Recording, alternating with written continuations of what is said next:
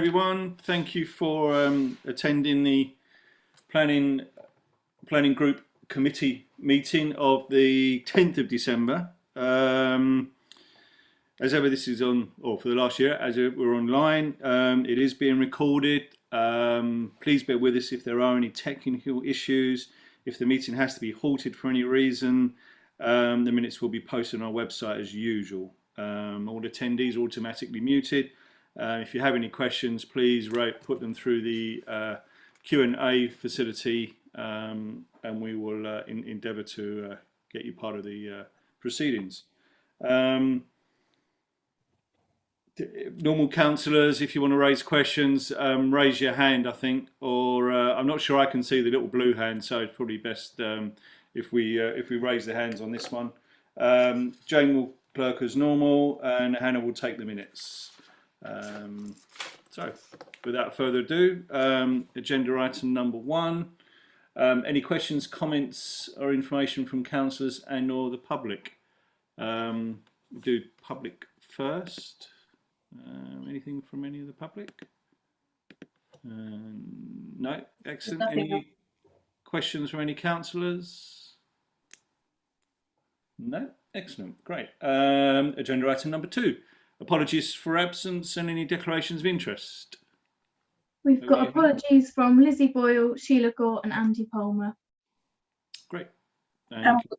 All councillors will need to declare an interest in items 437, which is Rodden Meadow, and 445, which is Mary Bailey, as Frome Town Council are the applicants.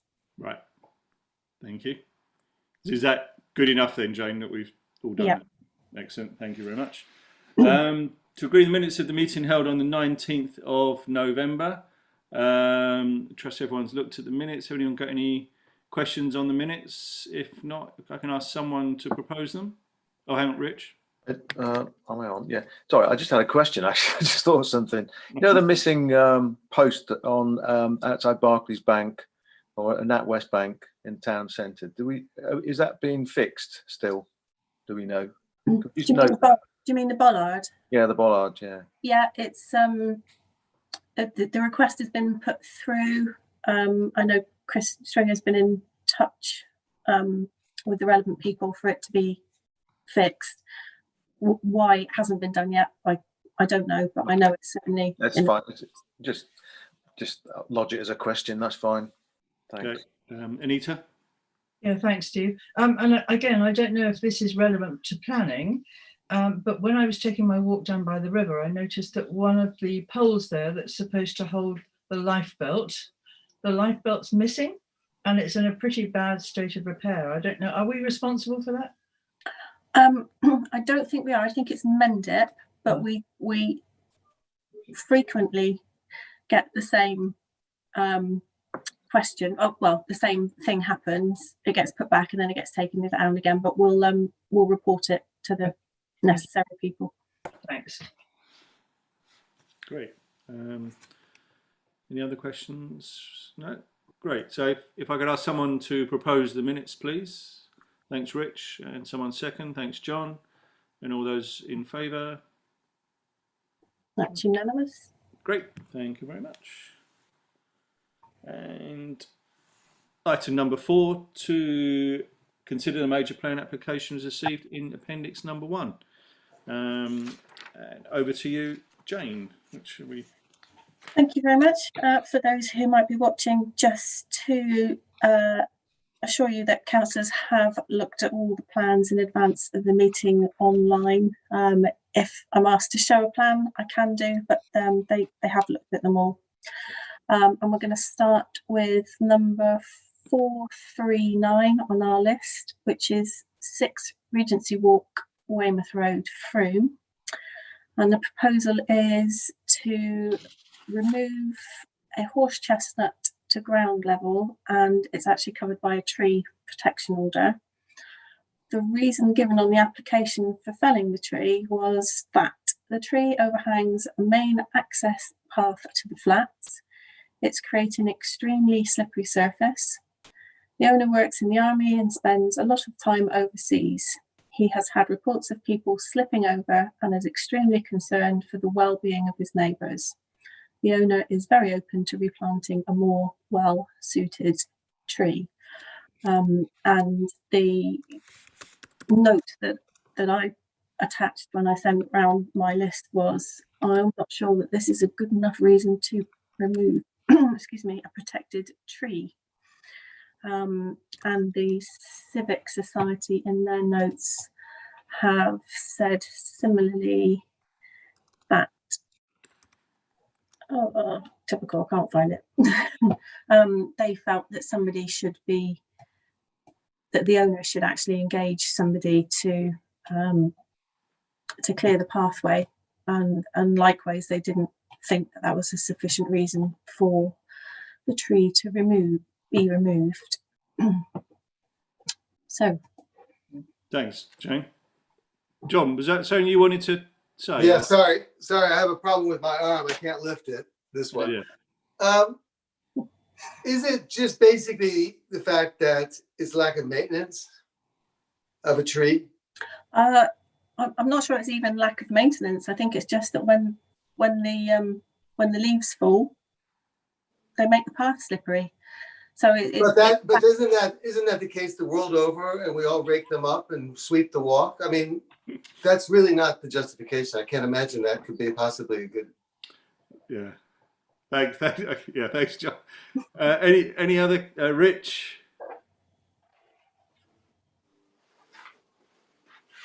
Oh, you're mute. Still on mute. Normally so efficient, eh? Yeah, it's already got a TPO for some reason. So somebody thought a lot of it at some point. So that, not all trees in gardens have TPOs, very few, in fact. The fact that it's got one means that it's significant. So that alone should stop it.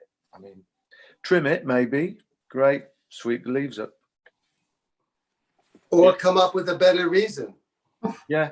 I mean, At least try. I hear what he's saying about the being slippery on these, because he's away so much if he's in the forces and serving overseas. But I guess that means he needs to nominate someone to sweep up on his behalf, I guess. It does seem a bit of a sledgehammer to crack a nut, doesn't it? Yeah. Quite frankly. pardon the pun. Any other questions, any comments? No. Well, I think we're all, from what I'm hearing, we're all sort of, we're sort of objecting, aren't we? Really, we don't really see why the tree should come down just to clear up a few leaves, for in a few weeks of the year. Just as a matter of interest, if anybody is hurt falling on those leaves, I presume he would need to have public liability insurance or something, would he? Well, it depends who the path belongs to, not the tree. So whose path is that? Yeah. If it's the council's path, I believe they have a responsibility to clear the path. If they felt the tree was dangerous, they would apply to have the tree removed and or felled. But that's not the case in this one. It's him who's applying. So is it us who are responsible, or would that be Mendit? If it's a public footpath, like a footpath on a road, then it's highways. It looks as though it's not a footpath that runs next to a highway, but it does look like it's a path that comes off the road and leads to access to the flats. I don't know who owns the flats. I don't know whether they're all privately owned or whether they're a housing association or anything. But it's. I mean, normally, if it's private land, what normally happens is the first thing the guy does is put up a notice with a disclaimer saying this is private land. Use it at your own sort of peril. Any injuries, are not responsible of the owner.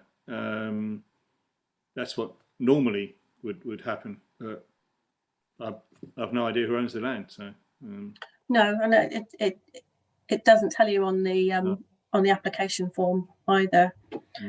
But all that aside, I mean, I was going to say, going back to the if you're if you're happy, we can say that we object, as this is not a sufficient reason to fell the tree, and would like to see somebody nominated to carry out maintenance, clearing up of the leaves, rather than felling the tree.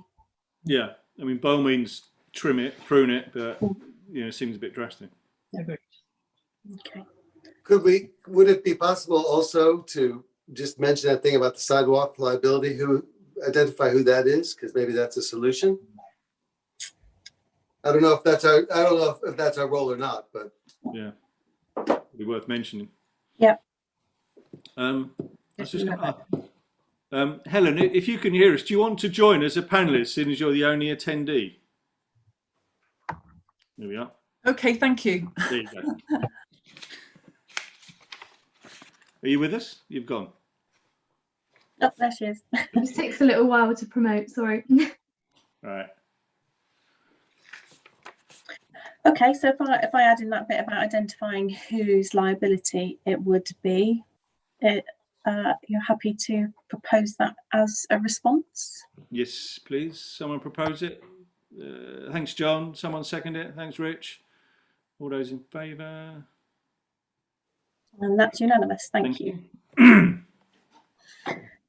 Okay, so the next application that we've highlighted for discussion is number 442 on our list. And this is land to the northwest of Fernvilla Mount Pleasant. It's for the erection of a new self-build dwelling and associated works. This application, so the proposed dwelling is very close to the boundary of the factory to the rear, which I believe is the Saputo building that we've recently discussed. Now that Mendip System has come back online, I've had a closer look, and I'm just going to share some plans with you, or at least I'm going to attempt to.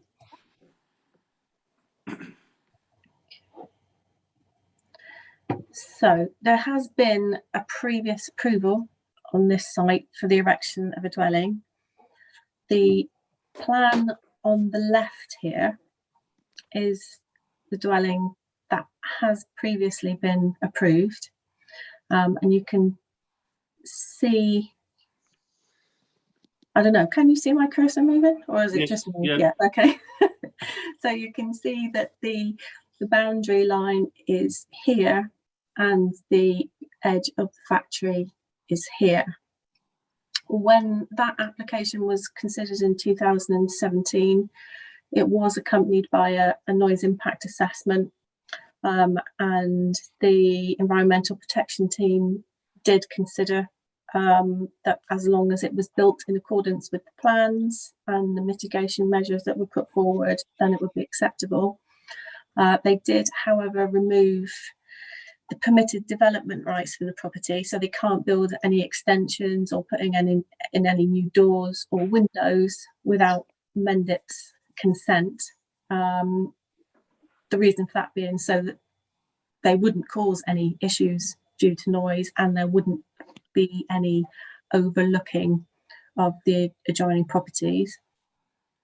The plan to the right is what is the current application that's being proposed, and again you can see the boundary line and the corner of the factory just here. So when I looked at it initially, I thought I thought it was very close and that there would be noise impact issues. They have submitted exactly the same noise assessment as they did for the application in 2017, and as the Civic Society have pointed out, actually that noise impact assessment is now out of date, because we don't know whether the activity in the factory has actually changed in that period, and whether the noise impacts might be worse now. And the reason that's important is because while somebody might be prepared to to live that close to the factory. If they then feel that it's actually too noisy and they complain to environmental protection, what that can do is jeopardise the factory, how the factory works and the amount of noise that they're making. So it's as much to safeguard the interests of the factory as it is to safeguard the people who will be living there. And that's it really. I mean, in terms of overlooking, I can't see that there are going to be any issues. Design, that's subjective. How I'm sure some people will like it and others won't. I'll just stop sharing that screen now if you've all had a look at that. Would the factory have been consulted, Jane? Would Serco have consulted? Were they consulted? Were they on the? I can check whether they have been consulted, actually.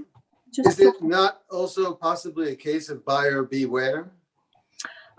Yes, yeah, that is true. But I think the point, John, is that if they build their house and then 2 years down the line complain that there's too much noise, then it jeopardises the workings of the factory, that even though the factory's there first. Yeah, but do they have a right to, really? Because the factory was there first. So doesn't that... So actually, it's still buyer beware. I mean, the factory can do what it wants. And would it affect the factory's actual, if they wanted to extend it or something to the boundary, or I don't know. But Jane, for me, Jane, I thought that had changed for the people who bought the old rectory and complained about the bells, or Brands Hatch View and complained about the car racing. Hadn't that changed? If there is an existing activity going on, and you buy a house next to it, yes, you can complain about the noise. But if you're planning a new build, you should be putting in measures to mitigate against the noise. But yes, you still have the right to make a complaint if you think the noise is too much. But John, I see what John's saying. If you buy a house knowing that it's next to the church and the bells are going to ring, you should perhaps expect it to be noisy. But people still have a right to complain, as I understand it. And you wanted to say something? Jane, I'm just, because it's very close to where I live, I'm just thinking about the geography of this. Is it just behind Scott's house? Is this not the piece of land that Scott was questioning the ownership of quite recently? I'm not 100% sure where Scott lives. I think Helen might know the answer. She's got her hand up. Go on, Helen. You're muted, You're Helen. muted. You're muted. You're still muted. Hannah, can you unmute her? Yes. Yeah, Well you're done, unmuted. Helen. Oh, right, sorry, I lost all the icons at the bottom. Yeah. If you look at this on Google Maps, which is, I think, 2017 or 18, it's all green. I'm just trying to work out where it is, Fern Villa, and which bit is the same bit of land. I'm trying to work out if it is actually the bit of land that Scott said they'd been taking all the trees down. I think it is. It looks like it's behind the laundrette from one of the If you photographs. look at their application form. Yeah, is the applicant Mr. Baber? Yeah. Well, Yeah. So if you look at their application form, it says, are there any trees on the site? Is there anything, biodiversity is important to us? And they've just ticked no. So basically they've cleared the site first of trees so that they can tick no. So they haven't got to do any mitigation. They haven't got to do anything to do with biodiversity net gain or anything like that. And they've basically got a cleared site. Then they put the planning application in. So it's just an observation, really. I'm pretty sure that's what's happened here. This one here, is that correct? Well, this is it. Is it that one? Is that, or is it the bit north of that? I think it There's no is. point in me pointing, is there? That doesn't work.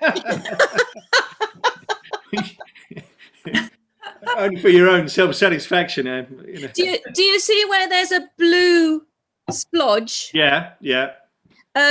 So that's behind Culver Hill Laundrette. Yeah. So where the yellow car is, Yeah. and then Scott is one house down from that, and then it's the co-op. So So the blue splodge has basically now been covered over completely, because I've been up there and taken photographs when Scott raised the issue in the first place. I've got a photograph of that. It's just all been completely, it probably wasn't full of trees by the look of it. It looks like there's only one tree there. There's a few further north, I think you'll find. yeah. So this is the property called Fern Villa, and the proposed dwelling is here, Yeah. just around that darker. I think Right. that's a tree or something. That's a tree, yeah. And the corner of that building will come very close, about here, to the boundary line. Would you buy a house there? No, well, probably not. My feeling is that Fern Villa has, if you like, enclosed a bit of that land already. Yeah. And then this is another enclosure of that land. So the bit that they've enclosed already will form part of the access route. Wasn't there some disagreement about whether or not they own this land? Yes, that's what Scott was asking. You don't need to own a piece of land to be able to ask for planning permission. I understand that. No, but you do need to serve notice on the owner. Yeah. Let me just have a look, see what they've said on the ownership certificate, if I can find it. Interestingly, if this was Crown land or something like that, or unclaimed, that might be something that Mendip could make use of for social housing. Oh, very much so. We don't know who owns that land still. I'm just going to see if I can have a look at the ownership certificates that they have to complete as part of the application, and see what it says. There are some useful photographs at the end of the design and access statement as well, which it shows it as a kind of a yard. Yeah. What's that on the documents on the website? I'll check. Yeah.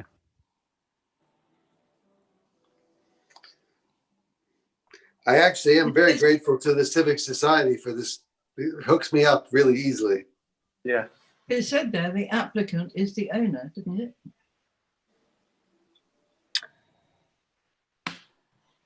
So they've completed ownership certificate B, and they have served, which means they don't own it, and they have served notice on Sanctuary House, Chamber Court, Castle Street in Worcester. I don't know who that is. Sorry, I'm a little confused. You see a land, people you're not sure who owns it, you can just do a planning application and claim ownership? No, so what This country's weird. Yeah. What happens is if you, sorry, just bear with me. I've lost everybody on my screen, so I can hear you, but I can't see you. So what happens is when anybody can submit a planning application on a piece of land, but by law they are required to serve notice on the owner that that application has been made. If you don't know who the owner is, you then have to sign a certificate and make a declaration in the local press to say that an application has been made on this land, and invite anybody who's got an interest in the ownership to come forward. You can still, once planning permission has been granted, actually the oh God, what have I done now? You have totally all disappeared. Oh, there you are. I've done it. Sorry. I lost completely then. So yes, once an application has been granted, the permission goes with the land and not the person who made the planning application, unless they are the owner. So for me, on that basis alone, what you just described to me, I think we should utterly reject this application, because for me, there's somewhere someone owns that piece of land. Here's someone trying to grab it. And if we approve the application, maybe I'm wrong, surely that will strengthen the legal case for them to take possession, which no, So they have notified, they've served a notice on the people that own the land in this case. So they know who they are. Yeah, so that Okay. person, the person who owns the land, knows that the application has been made. Okay. Just because consent might be issued doesn't mean that the landowner will give their consent for anything to be built. Okay, fine. Sanctuary House, Worcester. It's the address for a sanctuary housing association. Okay. Sanctuary group. Yeah. Interesting. Helen, jump in. Yeah, very. I've just sent a photo that I took when I was doing a little survey, which is very similar to the ones at the end of the design and access statement. My concern is also for the houses that are already there. I mean, they're all rented mainly. The one on the end where they propose to take access from the main Culver Hill area is often to let. Obviously, it's difficult to find somebody who wants to live there, but they are, they are in the private rented sector, I should imagine. Do we think it's far enough away from the existing buildings? I mean, it probably is. They've probably worked out, the minimum. I think it's got to be 20 metres or something away from the existing buildings. Yeah, I looked at the officer's report for the previous application, which its footprint is very similar in the windows and so on. And the officer at the time assessed that there wouldn't be any overlooking. So I don't think there will be any overlooking, but without being on site, it's quite difficult to tell. So the issues we got is the noise report should be updated. I think that's, yes. Is that pretty clear? Yeah. The ownership of the land, is that something we can? The ownership of the land, actually, we can certainly make reference to it, but it doesn't have any bearing on the determination of the application. Okay. Paul, do you want to jump in? I just wanted to add something else as you were going to list. I mean, as far as I can see, there's no north elevation on this application, so the application's not even complete as far as I can tell, unless I'm missing it. I didn't see that. There's all the proposed elevations, but no north one. It's certainly not coming out on my screen anyway. Did Rick pick up on that? I'm just having a look. Don't think so. No.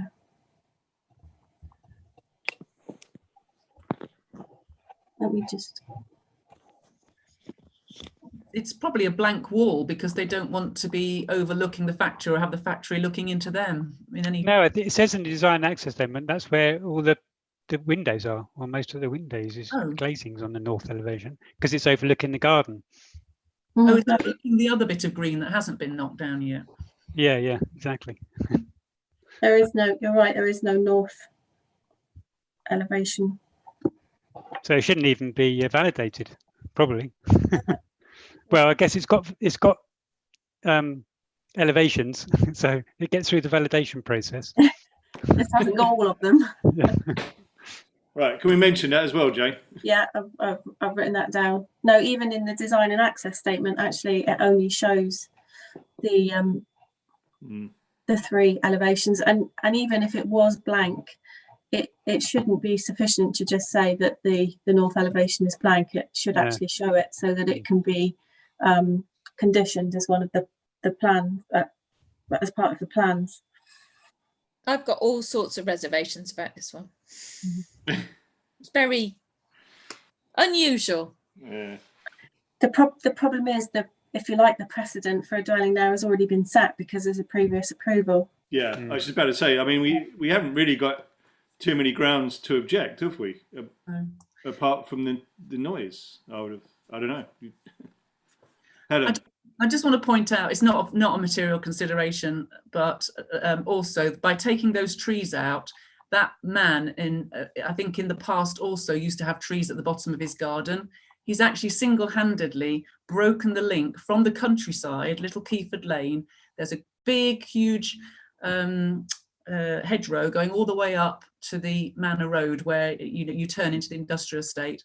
And at the moment, we're fighting off the dairy, trying to chop down trees behind the cottages there at the junction of Manor Road and the Mount. Yeah. And then the other side of the co-op, it's a completely green strip going all the way down the back of the gardens, down Lower Keyford, all the way up to the Keyford Crossroads. And because he has already taken down the trees at the bottom of his garden and now taken down these trees, he's broken that green infrastructure effectively.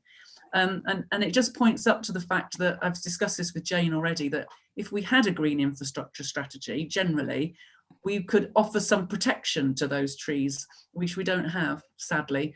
And it's just on my list of things to push for to get the green infrastructure strategy. But just raising that as a point of information. Interesting. Yeah, it's true. Anyone else got any comments? Any thoughts? In the previous application, I've got a memory that he wanted to house the younger generation, or they were going to move into the property and leave the house for the younger generation. There was something about that. It says that in the design and access statement for this one. There's something like that. Okay. Any other thoughts? Any other comments? No. He does run a business from there because he's always got his big digger parked on the corner. I mean, guy. So Jane, I mean, where do we stand?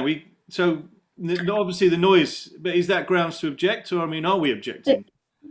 I mean, if we want to object, and I sense that we do, that the fact that the noise impact assessment is not up to date is a ground for objection, and clearly the fact that one of the elevations is missing is also the ground for objection, because if we are concerned about potential overlooking, we need to be sure that there are no openings in that elevation that will potentially overlook. Okay. There's a dormer window in that elevation, isn't there? That we can see it on the floor plan. Yeah. So I mean, in order to have that reassurance, not only we, but the case officer dealing with the application would need to see that elevation. Seem like two good reasons to me to object. Yeah, seems like a good one to me.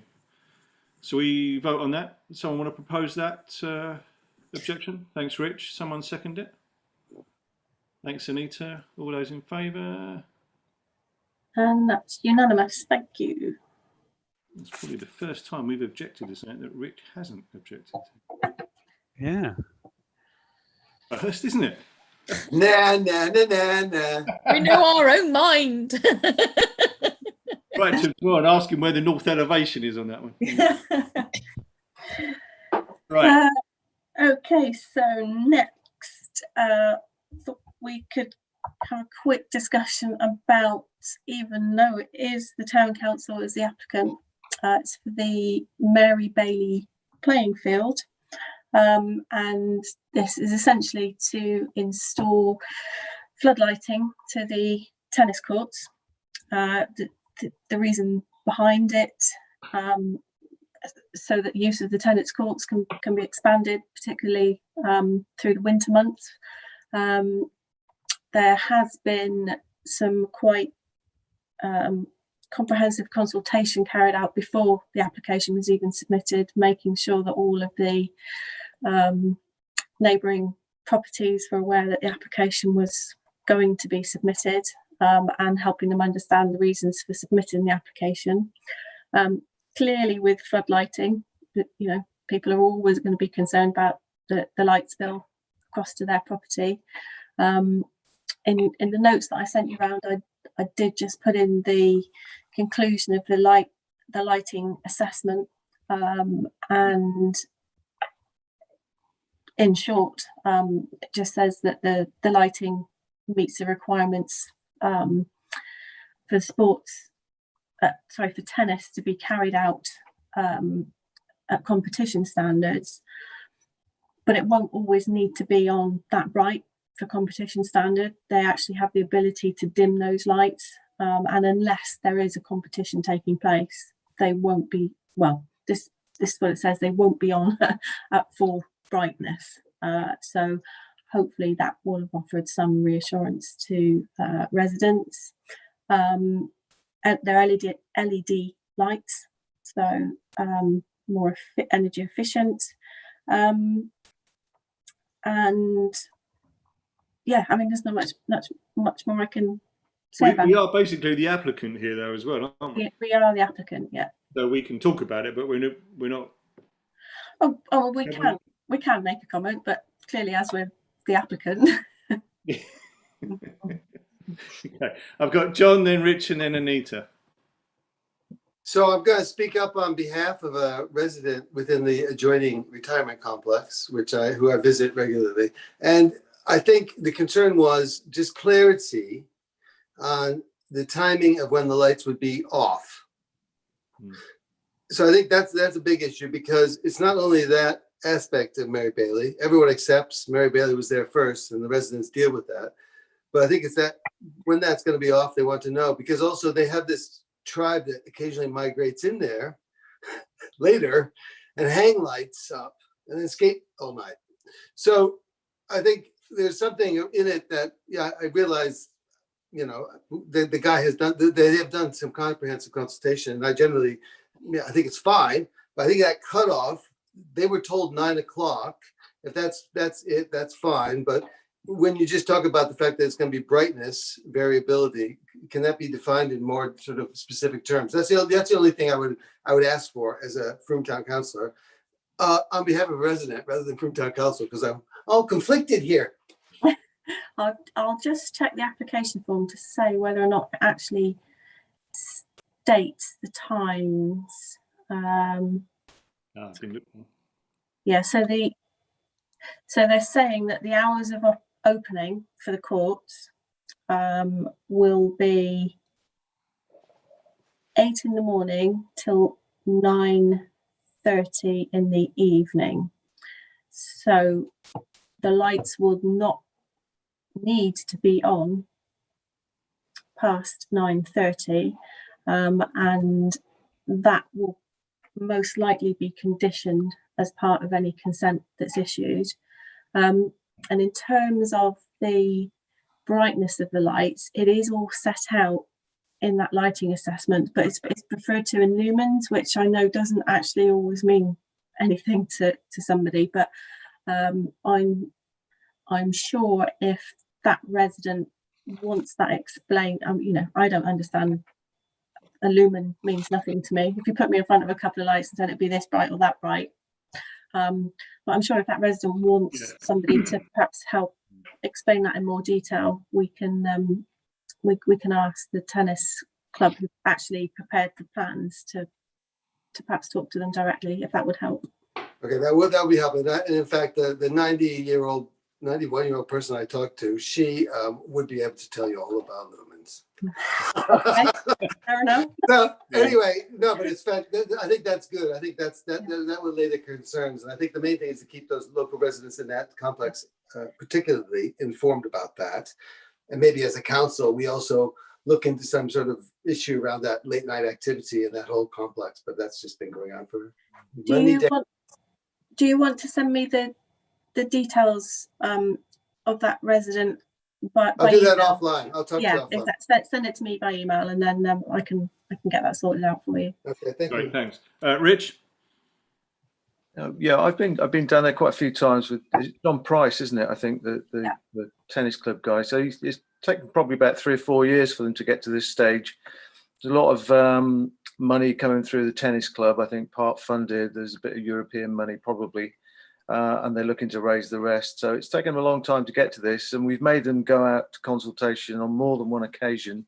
And John has actually presented a couple of times to council, at least, about this. So I think they've been very patient, and they've worked very closely with Chris, sometimes John, myself. I think Andy Rimpmore has been down there as well at one point. So they have taken the time to consult, and they are aware of all the issues. And it sounds like this is the best option. You know, it's targeted on those courts, and we do want people to use them. And I think, you know, they've played their part, I feel, and I want to support them on this. It does actually enhance what's down there, the offer that's down there to people, and there's still going to be the free courts and all the rest of it, as I understand it. But yeah, you know, I think it's, especially in the summer, you won't really need it very much, but as it's just getting a bit twilight, you need a bit of light. But in winter, it can really help people to get out there and have some sport when it's dark at 3 o'clock, you know, at the moment. So I think it's a good thing. Yeah, great, thanks. Anita. Yeah, thanks, Stu. All in favour, certainly. But I've got a vague memory in the back of my head that when this was raised a year or so ago, didn't we have some concern about people in Somerset Road being affected by this, who were either complaining or maybe somebody thought they would complain? Am I right in thinking that? I'm sure there's something in there. Yeah, I think that's because they're very directional lights, so you won't. It's not like a light that lights up the whole of Mary Bailey. It just lights up the court. So I think that's been looked at. There was a complaint from a lady who lived in. If you stand in Somerset Road and look towards Mary Bailey, there's some houses. The first houses at the bottom of Mary Bailey, and the one nearest the Mary Bailey, apparently at certain times about a quarter of a back bedroom could be illuminated. That's how the club tried to sell it to me when I went and visited them one of the numerous times they've done this. And I think they've got money from the Lawn Tennis Association to help them as well. So I think this is, I think, you know, they've been trying to get part funding for match funding and that sort of stuff for it. So that's to be encouraged. And if they have covered this other thing, and I did some jobs, I did some events there with them, Tennis for All and all that sort of stuff. I'm not sure how that's worked out, getting tennis to the masses, but I was certainly happy to promote that. And I'm not sure if it has worked, but we really suggest that they do need to open their offer up a bit. Great. Any other comments? No? So I think we're broadly in support of that. Yeah. Yeah. Well, what I normally do when the town council is the applicant is I just make the case officer aware that, you know, we support this. We don't really have any comment because we are the applicant, and that's what I would propose to do with this application. Have we ever had it where we haven't supported one of our own applications? Not that I can recall. Because we will have discussed this at Town Matters or Council or whatever beforehand. So hopefully it's been. Yeah, you would hope that it wouldn't get this far. Yeah. That's a challenge, isn't it? Next Town Matters meeting. You wait till East Hill comes to planning board. Is anything like last week, Helen? I can't wait. It was. Yeah, but the planning board are a different set of people. Oh, I know. Yeah, so we might not agree. You see, the best entertainment all summer. That was. Yeah. Depends who turns up. There's supposed to be for Mendip. There's supposed to be what they call a Chinese wall when we're considering our own applications between the applicant. It's supposed to be the same at Saxonvale as well, and the fact that we're the same people that are determining it. Wow. And you're supposed to be able to switch from one to the other. And if there's any suggestion that you might not be able to do that, then you have to stand down, of course. But I think someone drove a bulldozer through that wall some time ago. Yeah, exactly. Next one, Jane. The next one that we've identified is number 446 on our list, and it's 9 Eastleigh Close. and it is to fell yet another horse chestnut tree. I attached a photo of the tree on my notes for you. The reason that for the felling says to stop the influence of the tree (brackets trees) on the soil below building foundation level and provide long-term stability to number 2 Mendip Close. The application is accompanied by an engineer's report, an arboricultural report, drainage report, a geotech report, a root report, a soil report, and a site plan. Those reports, due to somebody who perhaps isn't expert in all of these areas, suggest that the tree is threatening the foundations of number 2 Mendip Close. And the Civic Society had some comment on this, but I suppose, you know, my Perhaps thoughts it's the are, foundations of number 2 Mendip Close that are affected. Yeah.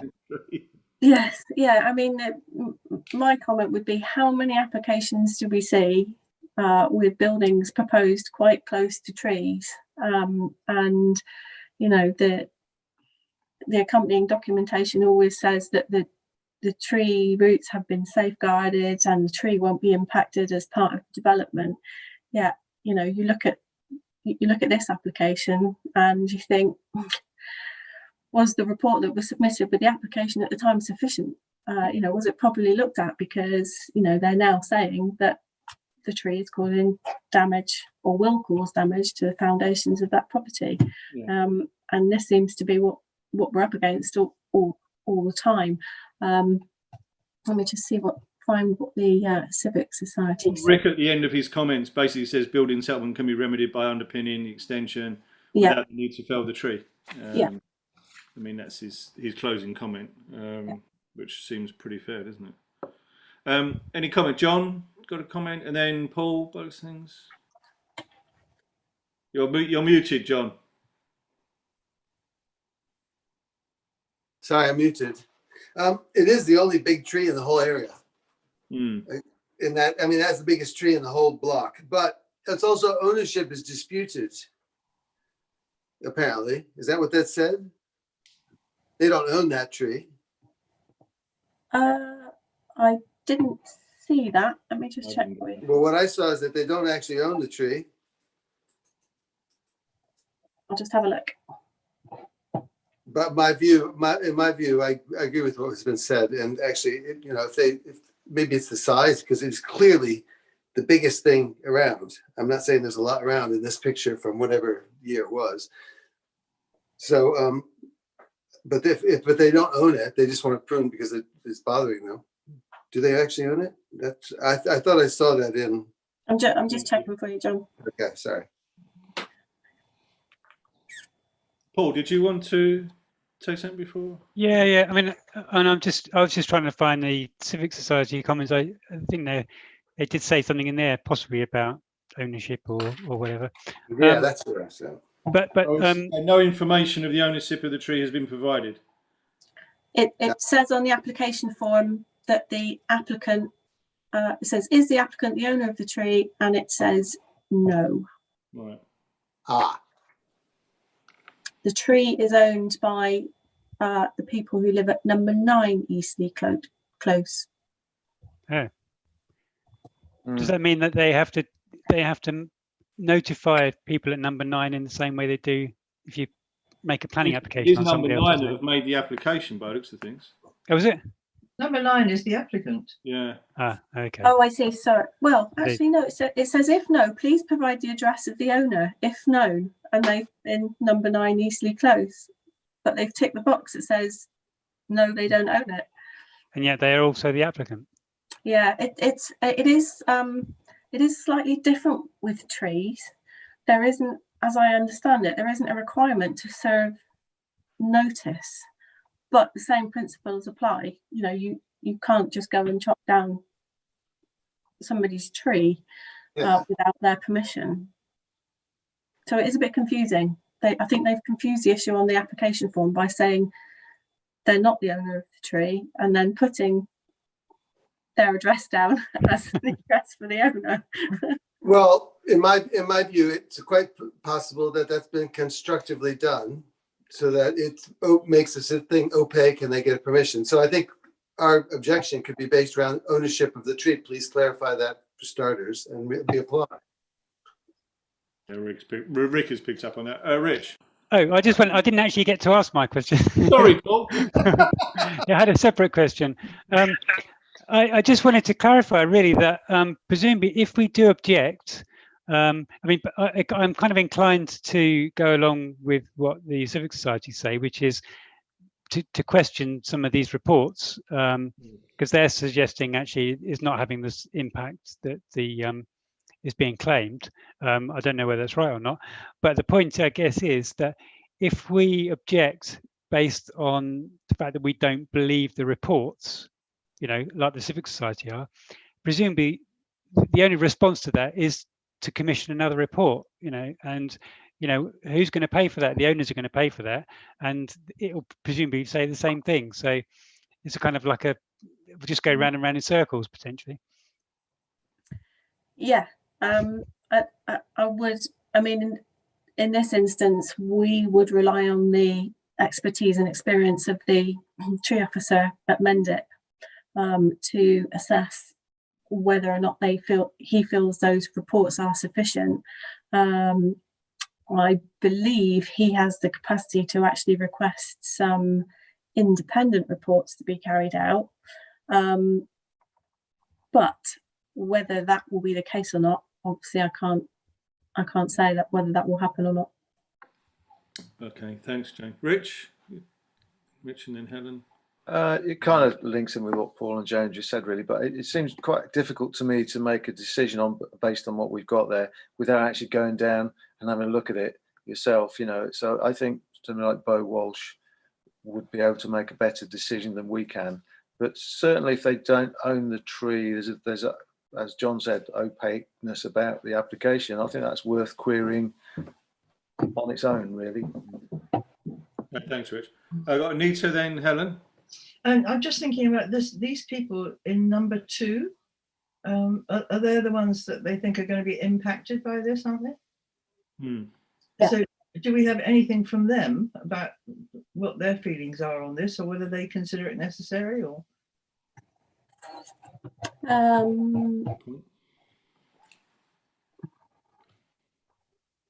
just looking at the application form, which no, there doesn't appear to be anything from number 2. If they're the ones that are going to be losing by having this, unless this tree is chopped down, surely they would have something to say about it. Oh, maybe they're quite happy with the tree where it is. Yeah, I mean, it's only the application or the comment in the application description where it talks about the reasons for the works being applied for, that it mentions number 2, Mendip Close. It really isn't very clear at all. And I think, as you've already said, that the comments of the Civic Society pretty much are asking the same questions that we are, and perhaps summarise the response that we might want to make quite effectively. I agree. Helen, say so. Just that it reminds me of something about a year ago where there was an oak tree, I think, on the Critchell estate, and somebody wanted to chop it down. It also had a TPO on it because they were worried it was going to interfere with their, they were getting subsidence, or it was going to interfere with their foundations. And there was a massive campaign where lots of people wrote letters, and I think Julian Height went and measured it or something, and it didn't get chopped down in the end. Personally, I don't want to see any trees chopped down, and I'm afraid that I have too much on to go through all these reports in detail before your meeting. But so I haven't seen what the Civic Society have said, but it sounds to me like one of the things against that other old oak tree was that they were saying, yes, they can do underpinning. There are other ways round dealing with foundational problems. You don't have to chop a tree down, and that the tree was there long before this new estate was built. I think it goes along with the Frome Town Council policy, doesn't it, to want to keep as many trees as possible and to make sure that we have lots of trees in our environment. So I know it's not a material consideration, but it might be worth mentioning that that's your policy. Yeah, thanks, Helen. I agree. I remember the oak tree, actually. Remember it coming up.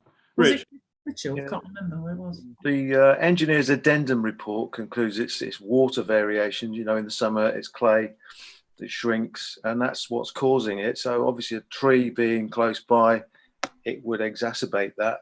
But it's not really the tree's fault as such. No, but doesn't tree hold water? I mean, that's the whole thing. It maintains the stability. Yeah, sure. But I'm just looking at the engineer's addendum report at the bottom. He concludes that it's to do with the changes in water level in the soil that's causing it. It doesn't mention the tree. Okay. So that's another kind of, to me, it's not enough evidence to say it's definitely the tree that's causing this. It's an extension that was built in 1938. It's kind of cracking a bit, needs underpinning possibly. Okay. I think Jane, as you said, we're sort of echoing pretty much what the Civic Society have said, haven't we? Can I read out what the Civic Society have said? Just for clarity. So the Civic Society are objecting. No information as to the ownership of the trees has been provided. We assume it is a street tree. This is a fine tree. It doesn't look particularly ancient, but obviously predates the 1988 building of the extension at number 2 Mendick Close, which is now affected by subsidence. It should be remembered that the recent weather patterns of extreme drought and heat and extreme wet will have a major effect on building foundations in poor ground conditions. No direct proof of evidence has been provided that it is this tree that is causing the damage. The structural engineer opines that the theory, which is then taken up by the arboricultural report without any further evidence, but the geotechnical survey states that only occasional small roots were found, none at depth. Building settlement can be remedied by underpinning the extension without the need to fell a fine tree, which is an attractive part of the streetscape. Yeah, sort of sums it up really, doesn't it? So are we happy to replicate? Plagiarise that, Jane? Yeah, I can plagiarise, yes, yeah, absolutely. So if you're happy to agree that. Yeah, someone propose that, please. Thank you, Anita. Someone second, thanks, John. All those in favour? And that's unanimous, thank you. Incidentally, in my real life and work life, I spend about at least 40% of my day talking about land rights and trees in Congo, but it's just really interesting. So I've enjoyed that discussion. Thank you so much, everyone. Thank you. Anything else, Jane, that we should be discussing? So we hadn't highlighted anyone. We went through the list earlier, but there may be some that other councillors want to raise for discussion. Is there anything else? In which case, then, are you happy for me to send our sort of standard no objection response or any comments that I've raised in the notes in response to the other applications? We all vote on that. I'll propose that. Thank you. Oh, we're all voting anyway. There you go. Okay, well, that's unanimous then. Thank you. Great. Thank you very much. That brings this meeting to a close. The next meeting is in 7th of January. Is that right, Hannah? Yeah, that's correct. Excellent.